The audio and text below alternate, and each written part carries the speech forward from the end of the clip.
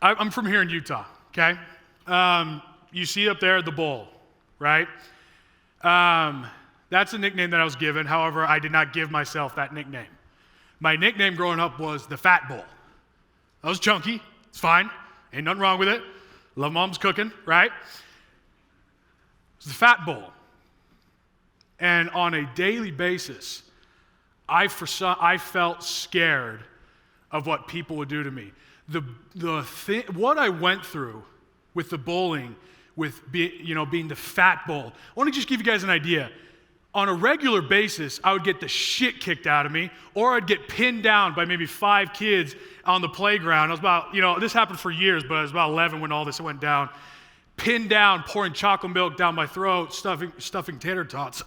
I still like tater tots, by the way, down my throat, saying the Fat Bowl needs his milk. Most humiliating thing ever. And there was one day in particular where everything changed, where this became something important. The same thing happened. I was out at the playground. By the way, I want you guys to understand something. Every day I woke up, you know those butterflies you get when you're about to get in a fight? Every day I woke up, I did not want to wake up because it was scary. I didn't know what they were going to do to me that day. I felt helpless. I felt alone. And in this day in particular, it happened again. Fat Bowl needs his milk, like a whole shit. And I'll never forget. I roll over on my hands and knees at the playground. And I look out there, and I see all these kids watching. I see them watching. So I'm on my hands and knees, chocolate milk in my hair, tater tots on my cheeks and whatnot, bloody nose. And I just sat there and I asked this question: why won't any of you help me? Why won't any of you help me? I felt alone. I felt humiliated. I didn't want to live. Like, what the fuck is even the point? Why won't any of you help me? By the way, I knew they felt bad. I saw it on their face. I knew they felt bad. They didn't do anything. So I walked home that day to my parents. My mom sees me, and she's frantic because this has been going on for years, getting bullied like this. She sees me, she's freaking out, we got to do something. We'd already talked to the teachers multiple times, already talked to the principal multiple times, already talked to parents and all that multiple times. That just made it worse because now you're the tattletale and the Fat Bowl, just so you know. Now you're snitching, right? So when I went home, my mom sees that she didn't know what to do. She's freaking out, as any mother would. Takes me over to my dad. And I want you to understand something. My dad looked at me, and I saw something snap in his eyes. Like complete rage when he looked at me. And he looked at his son. As I figured, and I knew he wasn't enraged at me. He was mad about what was happening. And he felt, what can I do? Just that snap, I saw it in his eyes. He immediately grabs me, pulls me away from my mom into a separate room. And he's looked me in the eyes and said, no one's coming to save you. No one is coming to save you. But that's okay, because you're all you need. You're going to have to be the hero of your own story. Son, you're going to have to be Superman in this story. Now, get out of my house, go find one of those kids, and you beat the shit out of him. And you can't come home until it's done. He kicks me out of the house. Give it up. Yes, please. He kicks me out of the house, still with chocolate milk in my hair, still with everything.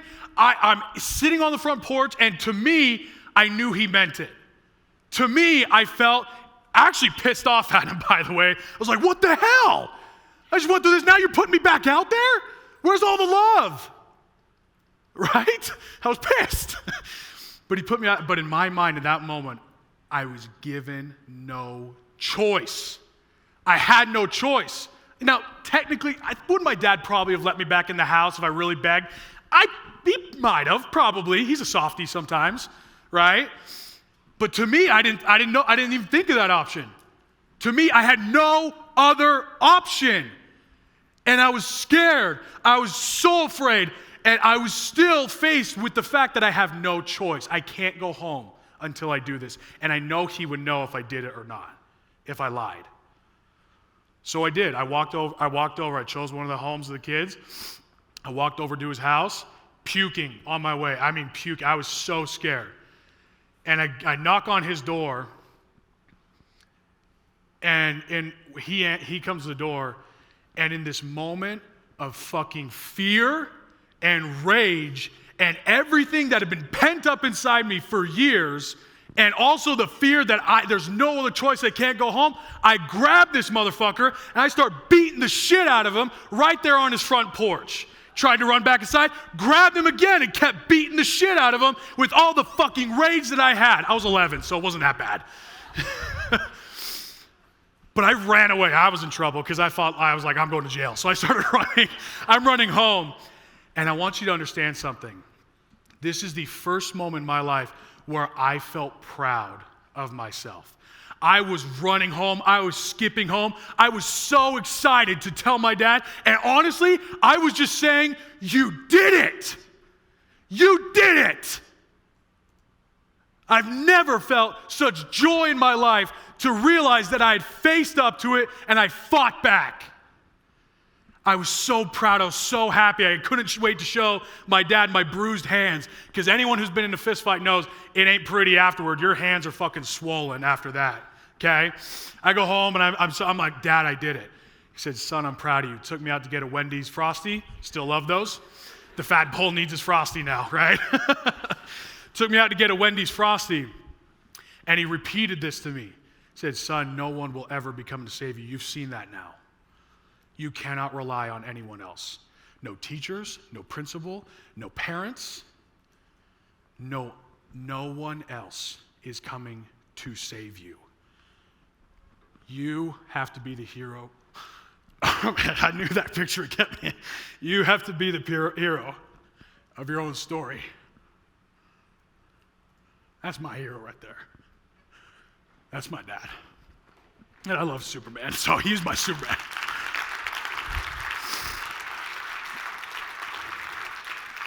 And he taught me that.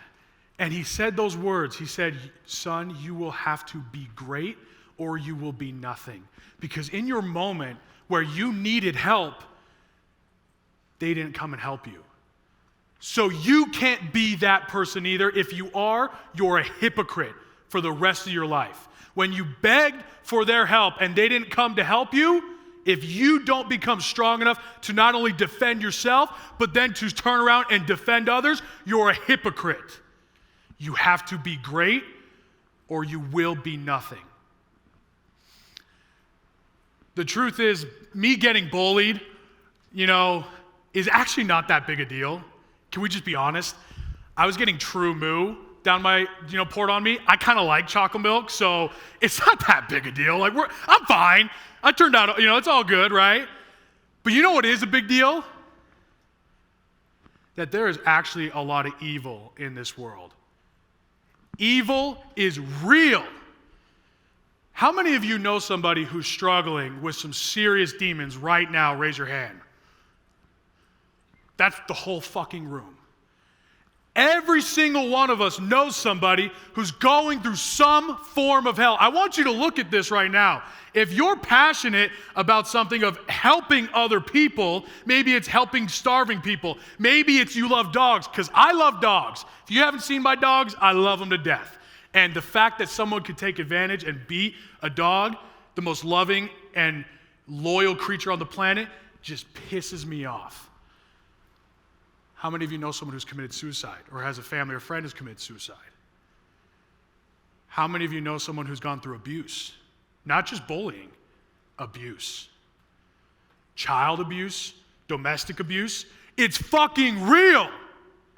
You're all raising your hands because you've seen it in some more form or fashion. Evil is real. And the only thing necessary for evil to triumph in this world is for good men and women to do nothing. As a matter of fact, two of the smartest men who ever walked this planet, the only thing necessary for evil to triumph in this world, for good men and women to do nothing, the world will not be destroyed by those who do evil, but by those who watch them without doing anything. That is what this world is about. We are so fixated on avoiding pain, on avoiding our fears, on avoiding what happens in our life. And as an entrepreneur, I want you to think on this for a sec. How much are you avoiding because of the potential pain and sacrifice you would have to go through? What are you shying away from? What are you staying away from because you're afraid? The truth is, we're all afraid. There's fear everywhere because evil is real. And the only thing necessary for evil to triumph in this world, again, is for every single one of us to sit here and do nothing. It will never go away. This world will never be a utopia of peace, joy, and harmony.